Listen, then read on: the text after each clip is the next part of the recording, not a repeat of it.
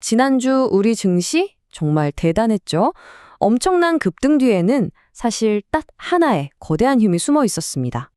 바로 이 숫자입니다. 81조 6천억 원. 이게 지난 한 주를 설명하는 핵심 키워드예요. 금요일 기준으로 보니까 투자자들이 증권 계좌에 넣어둔 돈, 그러니까 언제든 주식을 살 수 있는 대기 자금이 이만큼이나 쌓였다는 거죠. 어마어마한 실탄이 장전된 겁니다. 이건 뭐 투자자들의 기대감이 거의 폭발 직전이라는 신호 아니겠어요?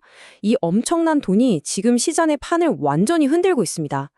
자, 그래서 이 돈의 힘이 얼마나 대단했는지, 롤러코스터 같았던 지난 한 주를 어떻게 성공적으로 이끌었는지 지금부터 한번 파헤쳐 보겠습니다. 그러니까 지난주의 핵심은요, 그냥 주가 지수가 올랐다 이게 아닙니다. 그보다 더 중요한 건 시장에 쏟아져 들어온 이 막대한 현금, 바로 유동성의 힘이 모든 걸 주도했다는 점이죠. 이 추이 좀 보세요. 정말 놀랍지 않나요?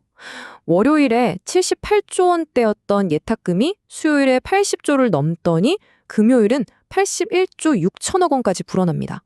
며칠 만에 3조 5천억 원이 넘는 돈이 더 들어온 거예요. 이건 뭐 투자자들의 자신감이 파도처럼 밀려오고 있다는 뜻이죠. 자, 그런데 여기서 진짜 재밌는 게 뭐냐면요. 이 어마어마한 돈이 코스피랑 코스닥, 이 두 시장에서 전혀 다른 이야기를 만들어냈다는 겁니다. 먼저 아주 그냥 난리도 아니었던 코스피 시장부터 들여다볼까요? 우리나라 대표 기업들이 다 모여있는 코스피, 지난주는 정말 한편의 드라마였습니다. 주중에 확 고꾸라졌다가 막판에 짜릿하게 반등하면서 끝났거든요. 문제가 터진 건 바로 목요일이었습니다. 시장이 갑자기 휘청거렸죠. 왜냐? 바로 선물 옵션 만기일 때문이었어요. 이게 뭐냐면 큰 손 투자자들이 나중에 얼마에 사겠다, 팔겠다 약속해둔 걸 정산하는 날이거든요. 그러다 보니까 이날은 늘 시장이 정신없이 흔들리는 경향이 있습니다. 일종의 예측 가능한 과속방지턱 같은 거죠. 그리고 바로 이 표가 그 반전 드라마의 하이라이트입니다. 보세요. 기관 투자자들이 목요일에 7,700억 원 넘게 팔아치웠잖아요. 그런데 바로 다음 날 금요일에는 무려 1조 4천억 원어치를 다시 사들입니다. 팔았던 것에 거의 2배를 사면서 시장을 혼자서 그냥 확 끌어올린 거죠. 이 막대 그래프를 보면 한눈에 들어오죠. 월요일에 잘 마감했다가 목요일에 저점 찍고 금요일에 폭발하면서 주간 최고점을 경신해버리는 이 모습, 정말 말 그대로 롤러코스터였습니다. 자, 코스피가 이렇게 정신없이 오르락내리락 하는 동안 코스닥 시장은 어땠을까요? 완전히 다른 세상이었습니다. 조용히 하지만 아주 꾸준하게 자기 갈 길을 갔죠. 주로 중소기업이나 기술주들이 모여있는 코스닥은요, 코스피의 그 난리통을 피해서 꾸준히 우상향 그래프를 그렸습니다. 5거래일 중에 4일이나 올랐으니까요. 그 힘의 원천은 바로 꾸준히 코스닥을 사들인 외국인 투자자들이었습니다.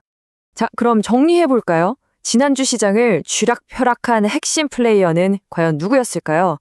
데이터를 보면 답이 명확하게 나옵니다. 이 표를 보시면 답이 딱 나오죠. 주인공은 단연 외국인이었습니다. 코스피에서도 코스닥에서도 엄청나게 사들였어요. 반면에 개인 투자자들은 주가가 오르니까 이때다 싶어서 이익 실현에 나선 모습을 볼 수 있습니다. 바로 이겁니다. 외국인이 돌아오면서 코스피를 끌어올렸다. 결국 지난주 시장은 80조가 넘는 든든한 대기 자금, 즉 유동성이 받쳐주는 가운데 돌아온 외국인들이 결정적인 한 방을 날린 셈이죠. 이 원투펀치가 시장을 들어 올린 겁니다. 좋습니다. 그럼 이제 앞으로가 중요하겠죠? 이렇게 돈이 넘쳐나는 상황에서 다음 주 시장은 어떻게 될까요? 우리가 눈여겨봐야 할 몇 가지 포인트가 있습니다.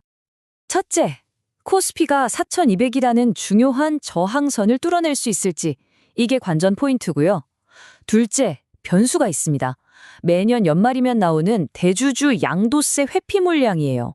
세금을 피하려고 큰손 개인 투자자들이 주식을 파는 거죠. 그래서 아마 다음 주는 지수 전체가 움직이기보다는 반도체나 바이오처럼 확실한 종목들만 골라서 오르는 그런 장세가 될 가능성이 높습니다. 그러니까 핵심은 이겁니다. 시장에 돈이 넘쳐난다는 건 정말 든든한 버팀목이죠. 하지만 연말이라는 시기적인 특수성 때문에 예상치 못한 변수가 튀어나올 수 있다는 점, 이 두 가지를 같이 생각하면서 시장을 봐야 한다는 겁니다. 흥분하되 신중함은 잃지 말아야겠죠? 그래서 마지막 질문은 바로 이것이 될 것 같습니다. 이렇게 장전된 80조 원의 실탄이 과연 우리에게 연말 산타랠리라는 멋진 선물을 안겨줄 수 있을까요? 그 결과는 바로 다음 주 시장에서 확인할 수 있을 겁니다.